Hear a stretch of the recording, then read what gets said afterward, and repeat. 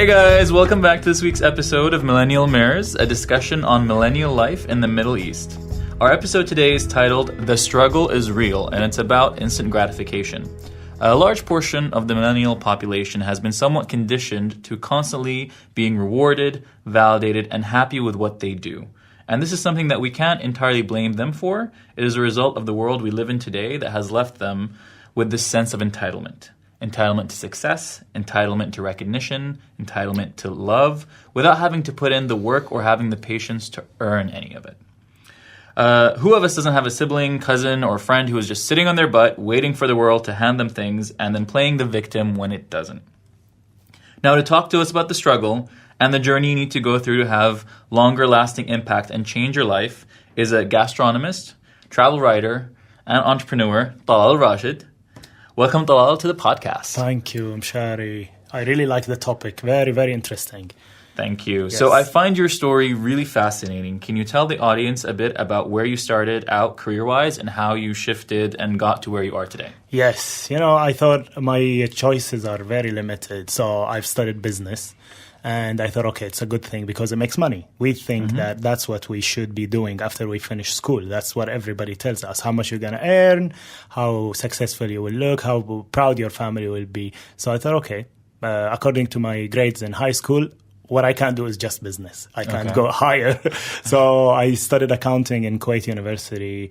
And while I was studying, I was really thinking where I won't be able to work, not where I will be able to work. I was really eliminating work environments and places that I can't. For example, banks, even though I was studying accounting, I knew I can't work in a bank. That helped me a lot to reach where I am now. You need to eliminate a lot of the things and the places and the careers that you don't want to do if you don't know what exactly you want to do. And we never know what we want to be.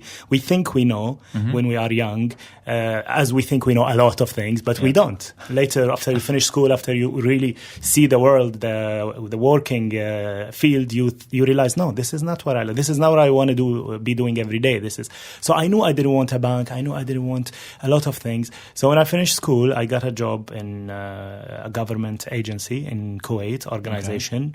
It's a non-profit organization. So I did it for the purpose that they are working for, which is helping the world. But deep inside, I didn't know what I was getting myself into. But I thought, okay, this is amazing. At least it's good for humanity. Right. Really, I thought this was my kind of social responsibility part of my life. Let me do at least 2-3 years in this place. If I like it, I'm going to keep doing it. If not, I will leave. First week, I'm like, no, this is not what I'm going to be doing for the rest of my life. Okay. But I've stayed 2 years and a half there thinking, researching what I want, what I'm good at, what is it that I can do. And after 2 years and a half, I went into investment banking. It seemed charming and prestigious. But when I went into it, again, I'm like, no, this is not very, very, very creative. The world was heading the other way, actually, from investment banking and money. Then the financial crash happened. We all remember that. The same year I joined investment banking. That was 2008. This is July. On August, Lehman Brothers crashed, and then people started to say investment banking is over. And I'm like, I just started my career in investment banking. This is not a good sign. But it was a good sign, actually, because it meant me looking for the next step, which was only after 6 months. I left the investment banking, went into real estate, but out abroad. It was my first experience abroad in Canada. Okay.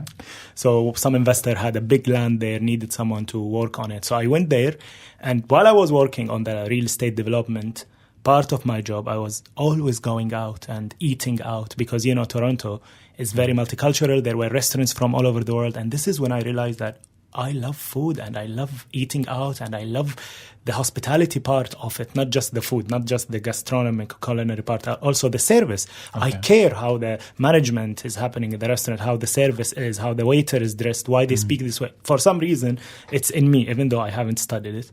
And my colleague there in Canada also saw that. So he was like, if you do something with food, you will really be successful. It stayed in my mind for the 2 years I've been living in Canada. Finished the project, came back to Kuwait with some money because it was a big project. So I was like, okay, I think I've done enough. Now I want to do something I love. I want to do something that I'm good at, that I will not feel bored from, that I will wake up every morning feeling that this is not a job, this is something I love, but still it has to make money because I'm not very comfortable financially. You need to make your own money. So I changed my career. After consulting some friends and thinking here and there, I thought, okay, let me go to hospitality. So I went and studied in Switzerland, hospitality. And I thought, okay, let me start properly. If I'm going to go into this career, I have to at least have the educational background.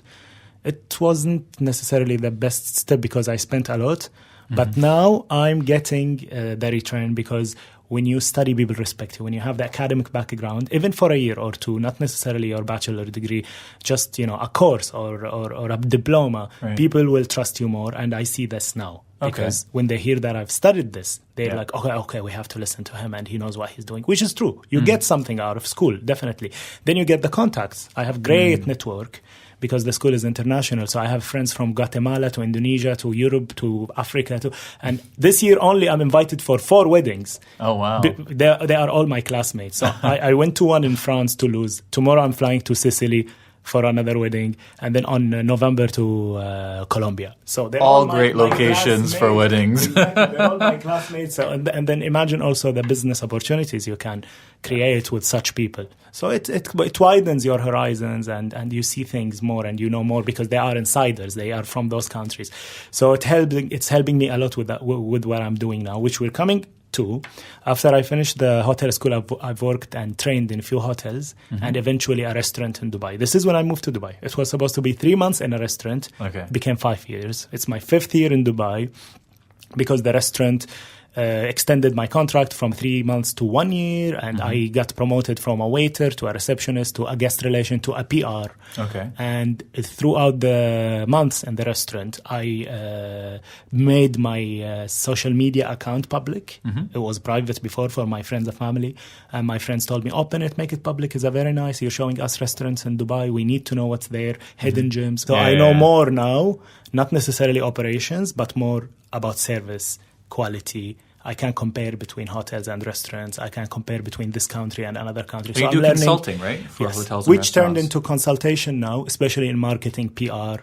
So everything came together. Amazing. With the social media coming up as the most effective way of our marketing now. So that's it. I know it's a kind of long... It's fine. So how long, just for the listeners who lost track of the number of years, how many years was it from graduating with a degree in accounting to where you are now? I finished 2006 school. So 2006, 7, 8, 9, 10, I've done the jobs I've told you about. And then 2011, I've joined the school for 1 year, finished 2012. So let's say from 2013, I officially started my career in hospitality and I opened my social media account. I don't want to call it a career, but it's a very important platform through which I get to meet a lot of my business partners and my followers who consider me their kind of guide for Was it hard for you to kind of go and work as a waiter and as a host and stuff like that in a restaurant, considering the fact that, I mean, in the region... Yes. And for some reason, I didn't feel any problem with that. Actually, I was so proud of it because I knew deep inside me that unless you go through such low tier, I'm not going to say low in terms of low class. No, I at all. It's a very, very... But the starting point. Yeah. I'm talking about payment-wise, talking about responsibility-wise. You need to start that from the ground up. From the ground up. So that you understand the feeling of those people doing such jobs. You understand the in and outs. You understand all the details. It's a lot of details.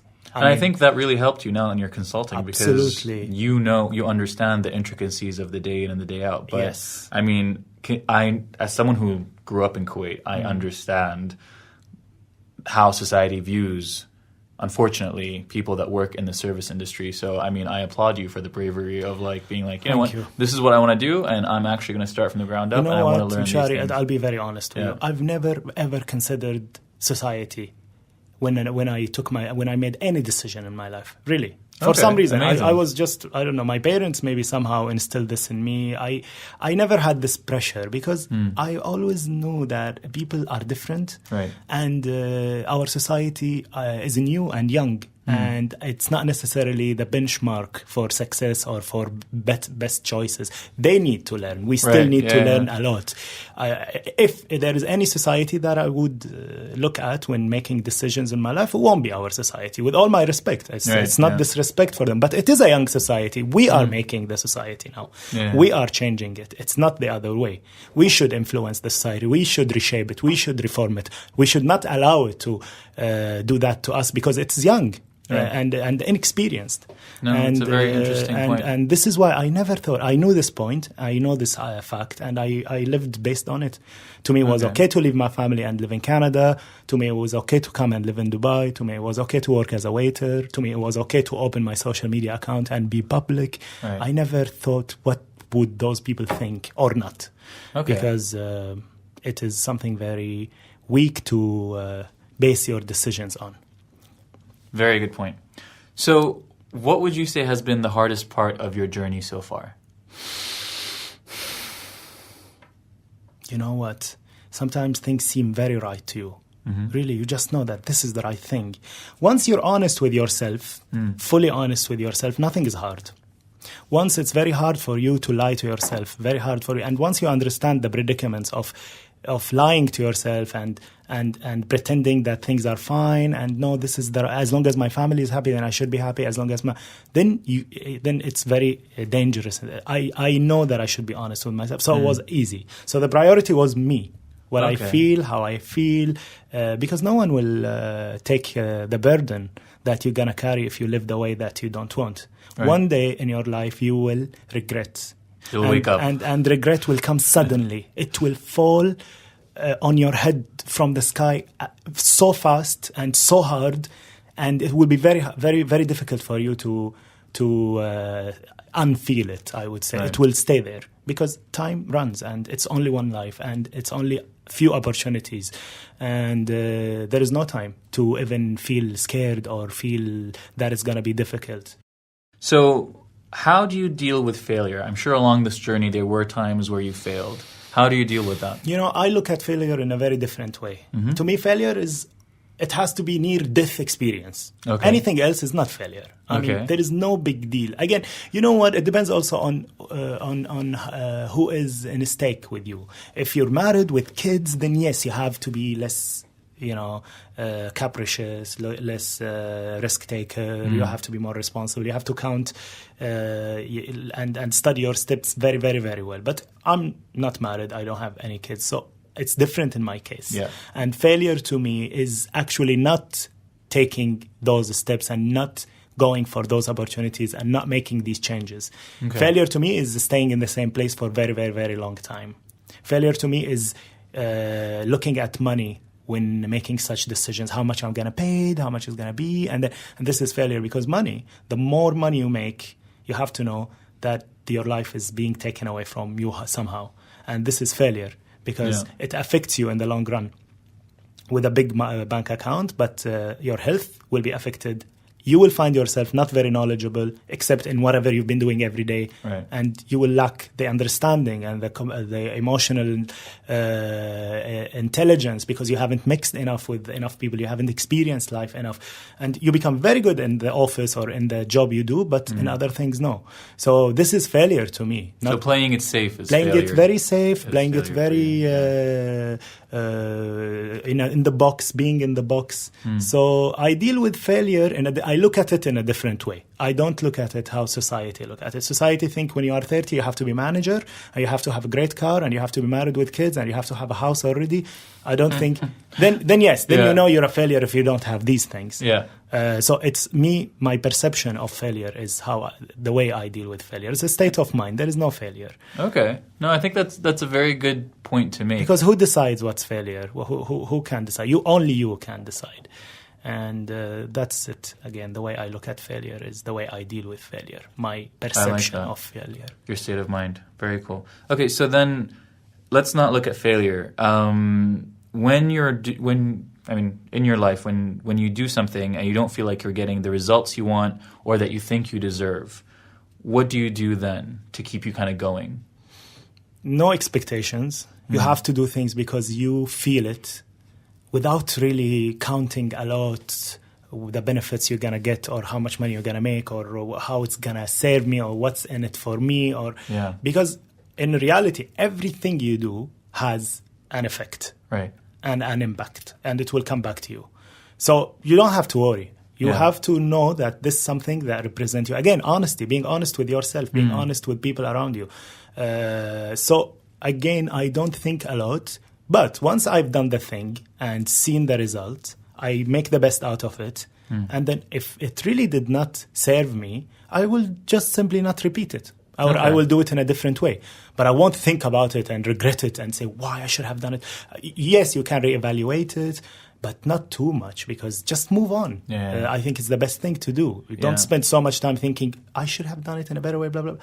Think it for a while, then move on. So again, no expectations. That helps a lot. And you do something that you know you will not hurt anyone doing it, and something that you don't accept, you accept to happen to you, then you can do it. Like, for example, let's talk about what I do, which is promoting some destinations or some product or some restaurants. I simply go for things that I believe that I like and I would go for and I would eat or travel to. I will never promote something that, even if they pay me, even if I have a great opportunity, that will result in others making bad decisions, going there and not enjoying or something. So you so there's have a level of like authenticity and believing in what you do. Absolutely. And if you believe in what you do, then you can stand by it. And if it doesn't work out, well, at least you were kind of true to yourself. True to yourself. You haven't hurt anyone. You haven't lied to anyone. Because minimum, if you get somebody telling you, thank you for doing this, it helped me, then it's good. You don't have to question why I've done it. No, that makes sense. In my interview with Lian Al-Qadoumi, which should have aired last week, we spoke about the same thing, about, you learn from your failures or you learn from your mistakes and you move on. Don't sit and wallow in the failure or in the mistake. Because again, what is a mistake and what is failure? We think too much. It might not be a mistake. It's never a mistake. As long as you're alive. You at least learn something from it. As long as you're alive, as long as, just go on. Because it will either be fixed along the way or it will not, which is no point of thinking about it. So it's very... Either way. No, that's true. Okay, so then in terms of the long view, what helps you stay focused on the long view and not on the instant gratification and the easy wins that you want right now? So, that keeps you focused when things are not necessarily going your way, or let's say even when things are going your way. What helps you focus on that long journey? You know what I mean? Knowing that anything that you do will hunt you one day. Okay. You do things thinking that, oh my God, I'm doing the right thing now, I'll make quick cash, or it's okay to talk bad about this person so that they take me instead of her or him. But one day you will think about it and it will stay in your head, even if you don't get the punishment, but it will come to your mind and you will say, how did I do that? And it will stay there. It will make you feel bad. So I don't have pressure. I make sure I don't have pressure to be like anyone. Or to make quick cash because everyone is making quick cash, or to take this opportunity because they are I look at my path only. I don't believe in competition. We are in a world where competition is really primitive and backward and very irrelevant, and it does not serve us in any way. Because now there is a room for everyone, and there are so many specialties required. There are so many jobs required, and in each of those jobs, they need the specialists. So there is a room for everyone. Okay. You know what I mean? So I don't have to say, I want to catch up with this person, I want to be with this. I build my unique brand and I build my unique services that I provide, and then sit and enjoy. I don't feel that I have to quickly do this or quickly do that because somebody will be there before me. Okay. If you build your own brand, again, be honest to yourself, because this is the only one you become unique. Each one of us is unique, but you have to reflect it. And you reflect it when you be yourself. Once you start copy someone, you are going into competition with that one, and you are shooting yourself in the foot. So moving to the next question. Was there an important point in your journey that made you feel that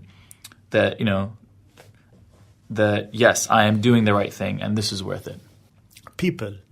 The people I'm getting exposed to, when you are on social media, you have a public account, people start seeing you, recognizing your face, seeing what you do. And since the beginning, I came across amazing people, very high caliber, educated, interesting. Most of them are with stories. Most of them are with career.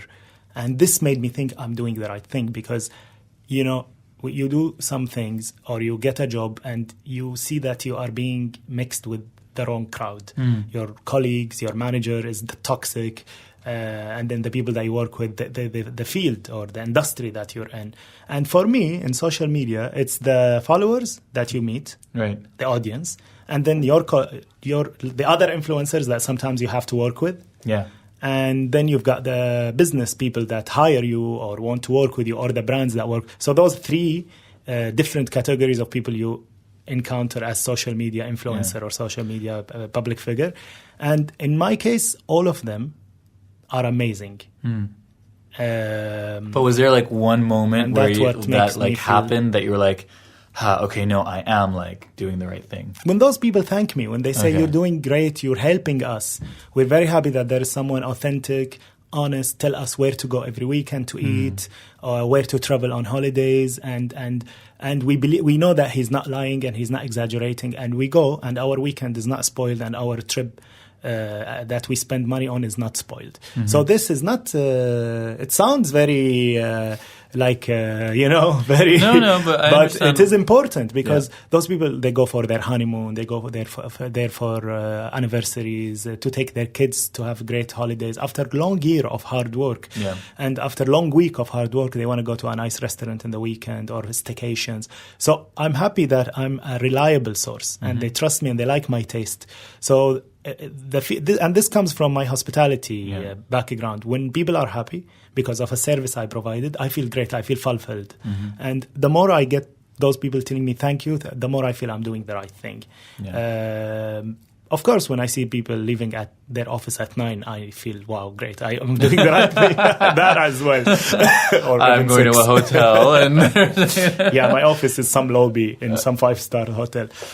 Sit, order coffee, but still have to write emails and reports and read papers and answer to clients and send invoices. So I'm going back to office work. The difference is, So you're doing it in a different way. I was going to ask you, what are the things that keep you motivated? But I feel like you kind of already answered that question. What would you say are the biggest lessons that you want to pass on to others? Is there anything that you haven't mentioned that you... Yes, a lot of the things that we are afraid of are illusion. They're not true. 90% of whatever you're scared of will not happen to you. Yeah. Even the 10% maybe. So other things will happen, but if you can't think of them, then it's fine. Yeah. So a lot of people think that they take themselves and they take career and business too seriously. Right. And that's because of the movies they've been watching and the culture and the work culture that we've been told that you should be competitive, you should be number one, you should be the best, you should be this, you should be that. Don't take things too seriously because they are not serious. Yeah. You will realize they are not serious when in a day, after 7 years work, your manager asks you to leave, or you become sick and you can't do this job anymore. Right. And then you know that, it's not, don't take it too seriously. Don't hurt other for career because this is not success. This is failure. Right. Because this is insecurity, this is fear, and if you're looking for happiness with that, through money, through success, through position, you will not find it. You will not find it. So it's just a matter of time when you will realize that. Right. So we've been talking a lot about career, but when it comes to instant gratification, realistically speaking, it affects us in all parts of our life, in our personal relationships, in our personal development, when we're working out, when we're working on ourselves, and what have you. So it's not just about kind of the career aspect. What have you learned from this, from your journey, that could be translated into other parts of your life other than career? People, how I treat people, how people treat me, how you have to be patient with people. Because I meet a lot of people because of this career, because of social media and because of the hospitality.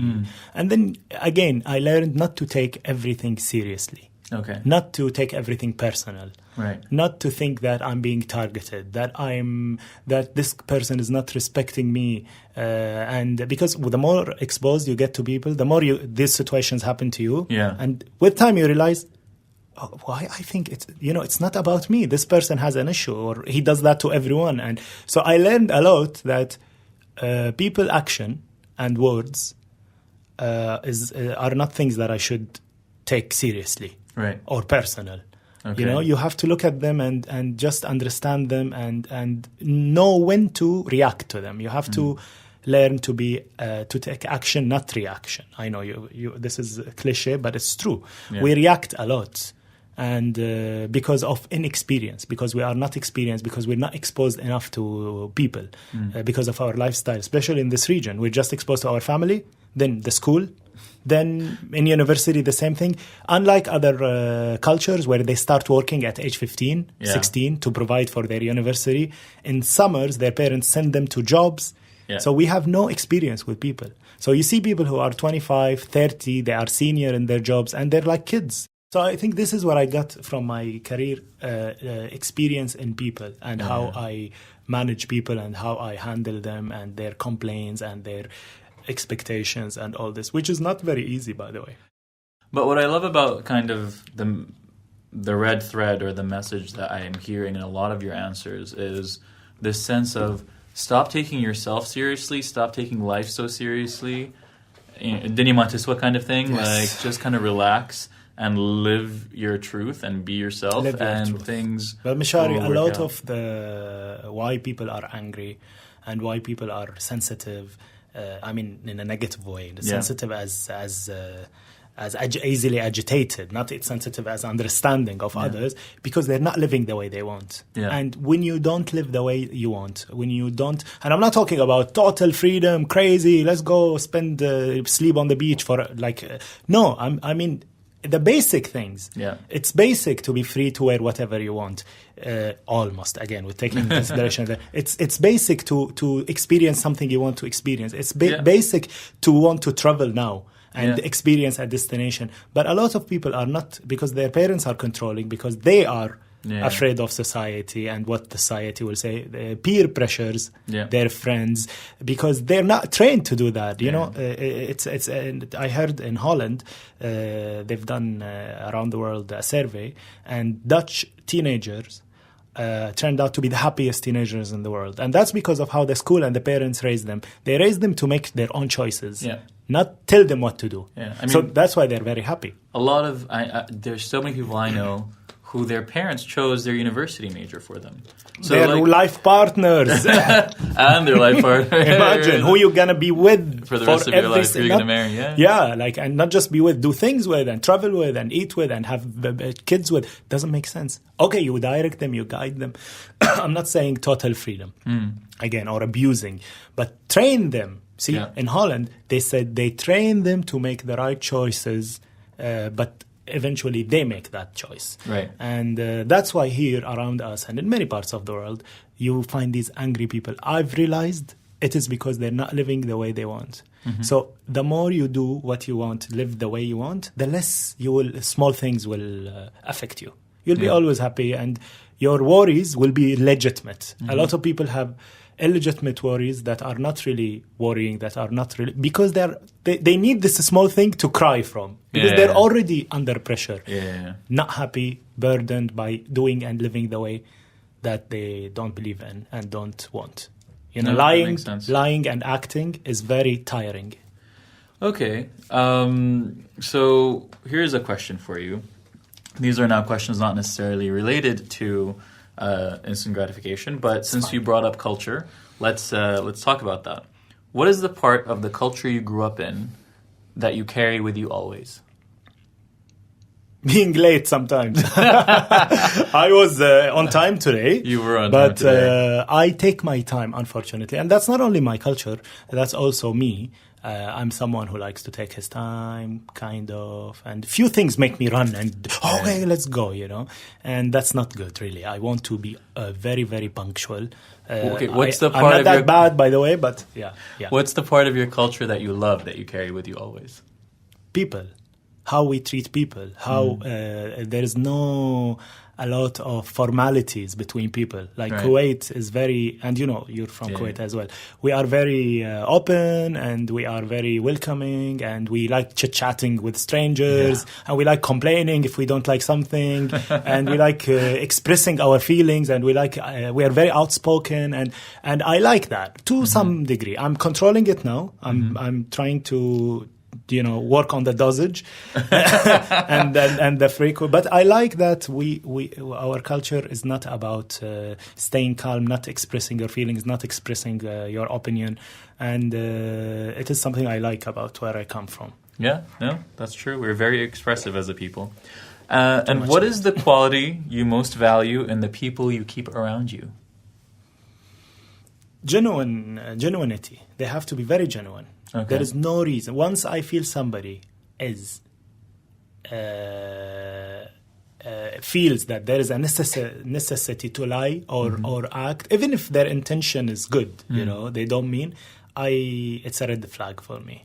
Okay. Because a relationship, friendship, love, marriage, even partnership in business is supposed to be based on total transparency. Once that is not the case, then you have to quickly reconsider why I'm a friend with this person, or why I'm with this person, or why. There is no reason. There shouldn't be any reason to make you hide something from your friends or once there is that reason, then you are with them for another reason, not for the friendship. You want something or they want something from you. Right. And it's not, there is no point. You're wasting your time or putting yourself in risk.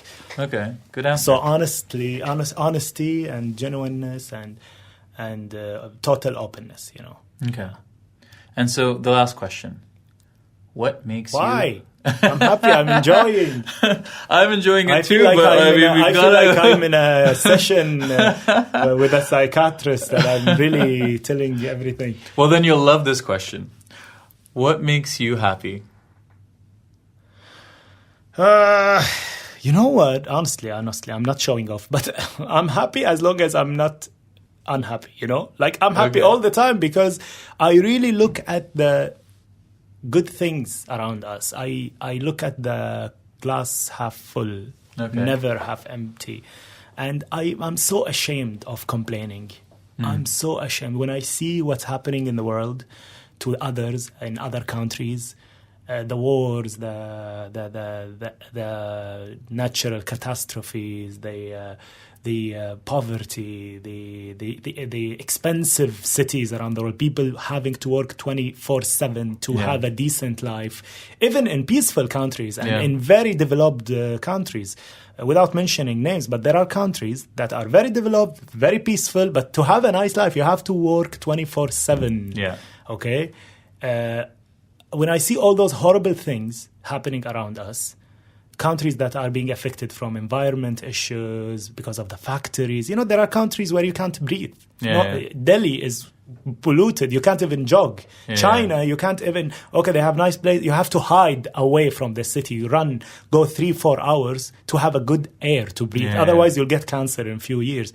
Why complain? Okay. No, we look like kids. Not even kids. Even kids don't complain. Even kids complain from legitimate things. So I'm happy because... if I'm not happy, then I'm ungrateful, I'm ignorant, and I'm insensitive to my world. I'm not seeing the reality.